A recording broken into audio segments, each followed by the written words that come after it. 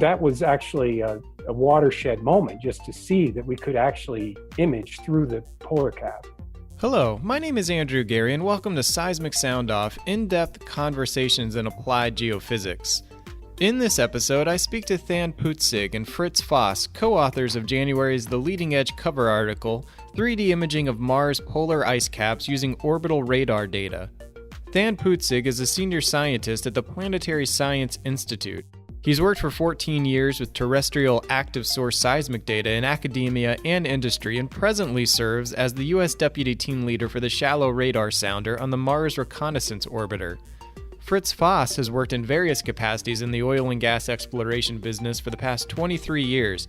He co-founded Unified GeoSystems in 2009. Remote sensing on Mars, next. Well, basically, remote sensing is detection and measurement of physical properties of an object without coming into physical contact with the object. In the case of the shallow radar or SHARAD instrument on board the Mars Reconnaissance Orbiter, or MRO, a radio wave signal is transmitted. It propagates through space and the Martian atmosphere, reflecting off the Martian surface and subsurface dielectric interfaces, which are interfaces similar to acoustic impedance interfaces in Seismic, which the listeners are probably more familiar with. And the reflected signal propagates back through the Martian atmosphere and space to a receiving antenna on board the orbiter. And then it's converted to a voltage signal, and it's sampled, recorded, and transmitted back to Earth. This signal is processed and analyzed to ultimately infer physical makeup of the surface and subsurface from which it came, in this case, Mars. This really is the essence of applied geophysics, namely to use geophysical methods to probe a target with signals, recordings of which are processed and analyzed to infer physical properties of the targets. Seismic itself can be considered remote sensing, even though we're in contact with the surface of the Earth with seismic, or the very near surface. We're generally interested in deeper targets. This shallow radar instrument that you've mentioned, the SHARAD, is something that you focus on in your article in The Leading Edge. You're basically exploring the equivalent of the North and South Pole on the Earth. What significant discoveries has this instrument found? Oh, there's been quite a few. So prior to the creation of these 3D volumes, we have amassed many thousands of so-called 2D profiles along, individual orbit tracks as the orbiter goes around the planet. And the highest density of the coverage is in the polar regions, because the spacecraft is in a polar orbit. So every orbit, it crosses both poles. We don't necessarily acquire data on every orbit, but many of them, probably 30 to 40% of the orbits, we're acquiring data over the polar caps. And so with this, large volume of 2D tracks, we were able to understand a lot of the interior structure as well as compositions in the polar caps. So some of the more important findings early in the mission, after just a few of these passes, we quickly came to realize that we could in fact see through most of the layers all the way to the base. That was actually a watershed moment, just to see that we could actually image through the polar cap. And then we realized that meant that there was very little lithic dust and sand intermixed in the ice, and therefore it was fairly pure water ice. And so that gave us an understanding of how long it takes that signal to propagate into the subsurface and back out, which we could then use to determine how deep it is to that base. And to our amazement, we discovered that the base of the ice is extremely flat-lying. And if you know much about glaciology on Earth, you realize that glaciers on Earth tend to press down, the weight of the glacier presses down on the crust of the Earth, and a compensation of that in the mantle occurs such that the crust is depressed by many hundreds of meters under a large glacier. And then we were expecting the same phenomenon to occur on Mars, and yet it, to our ability to measure it, there really is no lithostatic compensation of the load.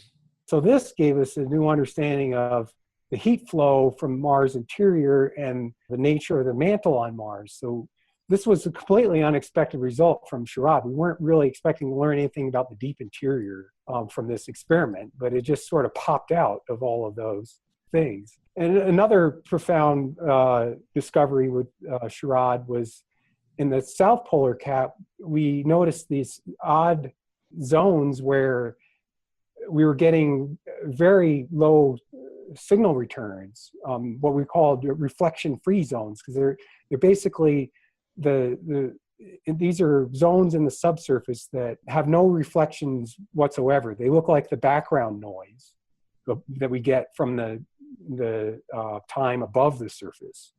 And we were able to constrain the geometries on one of these zones well enough that we could understand the speed of the wave traveling through that material, and again, understand what its composition was. And in this case, it wasn't consistent with water ice, it was consistent with CO2 ice. And now we know that the Martian atmosphere freezes out every winter. About a third of the atmosphere freezes out on either pole in the winter hemisphere. And then, most all of that sublimates back into the atmosphere in the springtime. But what we didn't realize was that there were these large deposits of frozen CO2 trapped just beneath the surface of the polar cap. In fact, when we measured up the quantity of CO2 ice, we discovered that there's enough CO2 buried in there that if you released it all into the atmosphere, it would double Mars's atmospheric pressure. And this is important because if you double the atmospheric pressure, then there are larger regions on the planet where water ice can be or liquid water can be stable at the surface. And so this may help to explain some of the the features that look like they're eroded by water in recent times, geologically speaking, that we couldn't quite understand how you could get liquid water with the current atmospheric pressure of Mars. But if you double that atmospheric pressure, then it becomes easier to explain these apparently water-carved features on the surface. Hi, I'm Dean Clark, and if you're enjoying this episode on remote sensing, you should check out my book, Remote Sensing in Action, The Curious Case of Sherlock Holmes and Albert Einstein. Anders Robinson and I have used the enormously popular fictional characters created by Sir Arthur Conan Doyle to unravel and explain the historical underpinnings of remote sensing. Visit seg.org and search Sherlock Holmes to learn more. In the press, one hears a lot about discoveries of hydrated minerals, and these are important because it gives you a history of where water has been interacting with the surface of Mars. And of course, we're all interested in water because it has such a profound impact on climatological processes and sustains life. So the interest in water is we come at that from two different directions. The interest in whether or not life could have ever existed on Mars is tied up with understanding the history of water. And then if humans do go to Mars, as NASA is now intending to do in the 2030s, we'll need water to sustain our own lives there at the surface of Mars. The first part of your paper's name is 3D imaging of Mars. What contributions have been made possible by utilizing 3D imaging of Mars? Prior to us, embarking on these projects to do 3D imaging with the Sherrod data, the scientific community was doing research using the along track observation profiles, the radar profiles that are collected with the Sherrod instrument.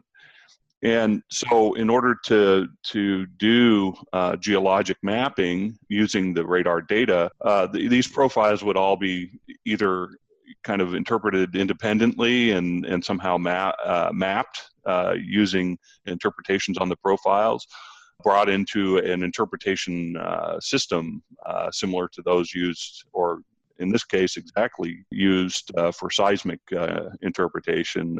One of our partners in all of this is Sizeware Inc., and they make a software, interpretation software, that they graciously provide to THAN in particular to do interpretation with these radargrams. Well, several years ago, THAN brought me into his office and asked me, having a background in oil and gas exploration, and familiar with interpreting seismic, he asked me, would there be any real showstoppers in treating charade data in 3D? And, I couldn't think of any at the time, so we embarked on all this to first do three-dimensional radar imaging with charade data over the North Pole, and then we embarked on doing the South Pole, and we've managed to treat in 3D all of the charade radar, or a large subset of charade radargrams, which are the radar profiles in 3D.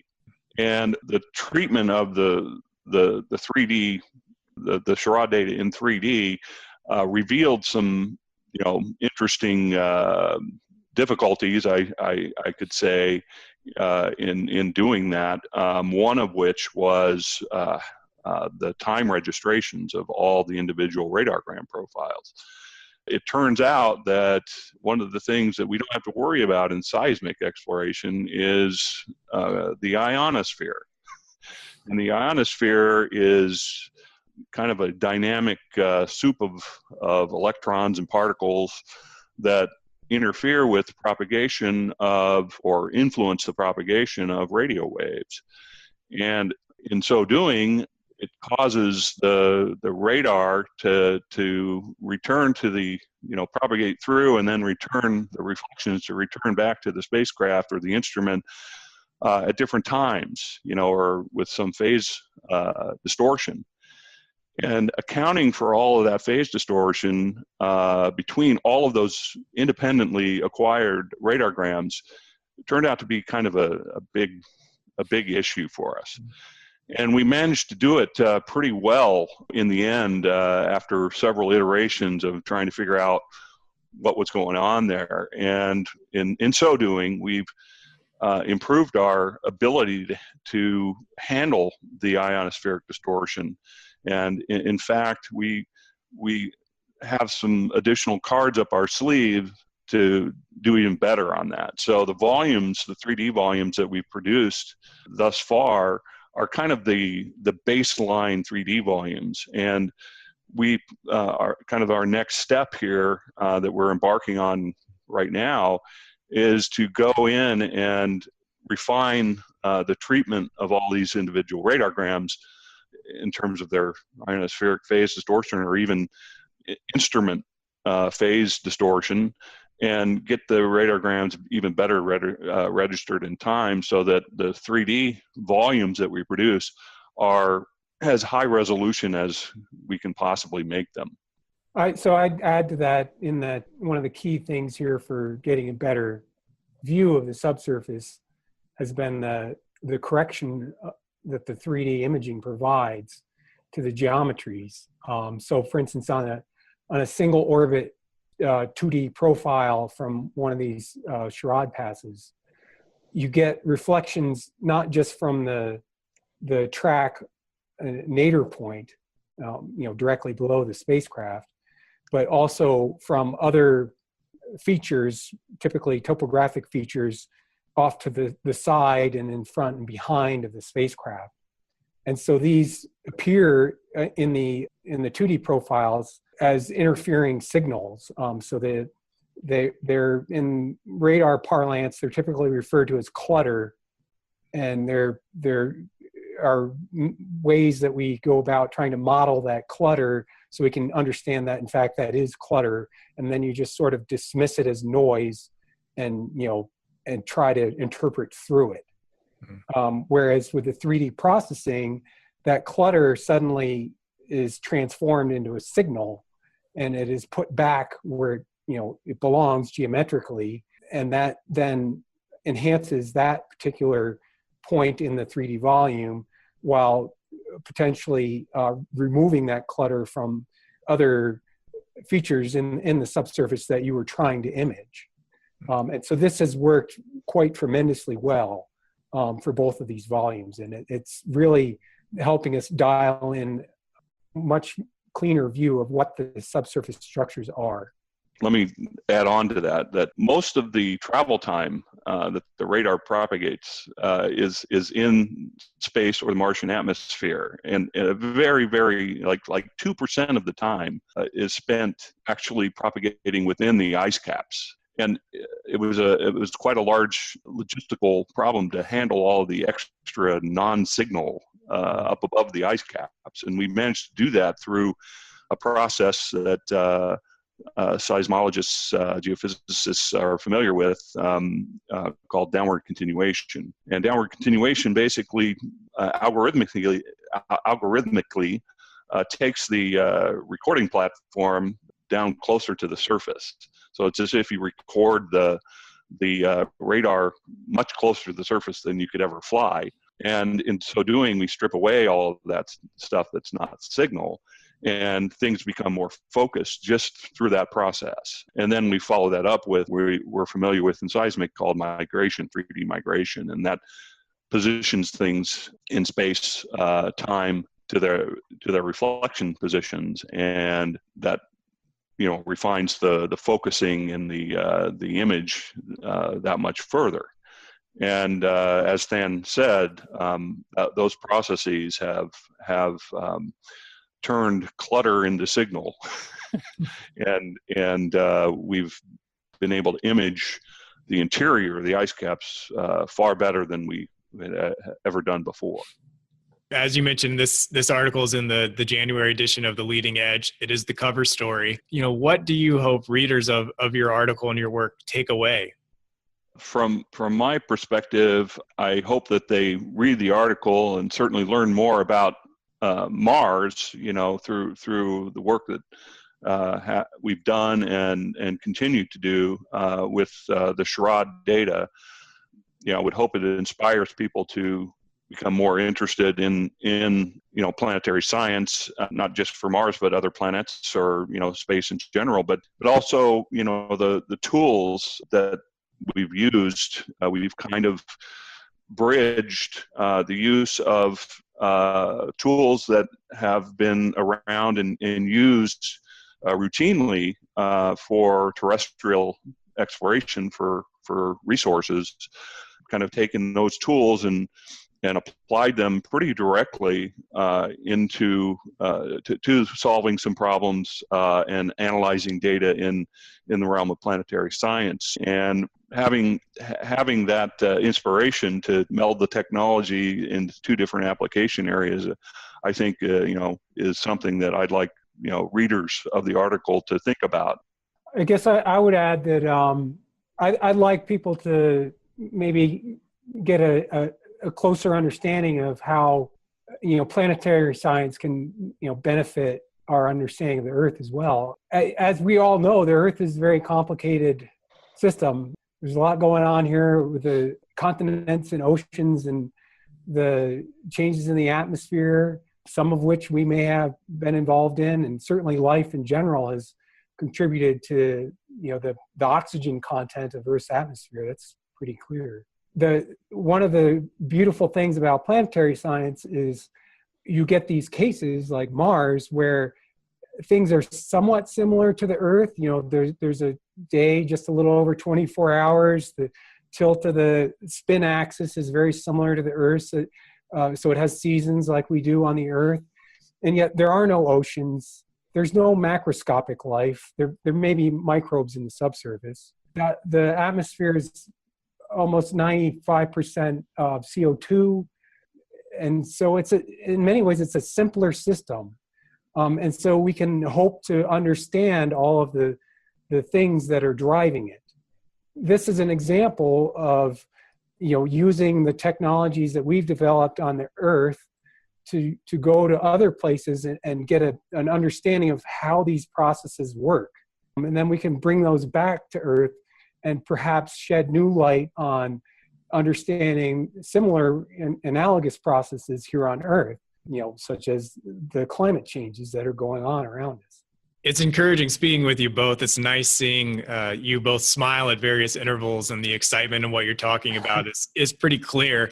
Looking at what you all are doing, what are you most excited about when you look out over the next 5 years? I would say one of the things I'm really looking forward to is, as Fritz was discussing, immediately we're working on getting a better resolution 3D products for these polar views. But at the same time, we're also looking at other features on the planet that could potentially be more accessible to manned missions. The manned missions are unlikely to go to the polar caps because, as with the Earth, they have very long polar nights for months and months when the sun doesn't come up. And that makes it very difficult to sustain a mission. So they aim towards the closer to the equator and the mid-latitudes. But as I mentioned earlier, they're very interested in water, be it in ice or liquid form, to help sustain the mission, both for generating oxygen to breathe and fuel for the activities on the ground, and fuel for the rocket to return to Earth, assuming they're coming back.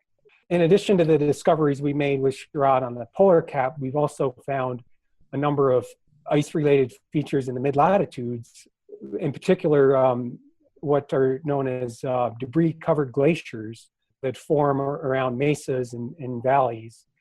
And they're basically glaciers that have been preserved under a layer of rocks and dirt and dust. And so we're hoping to use the 3D work to better characterize these glaciers.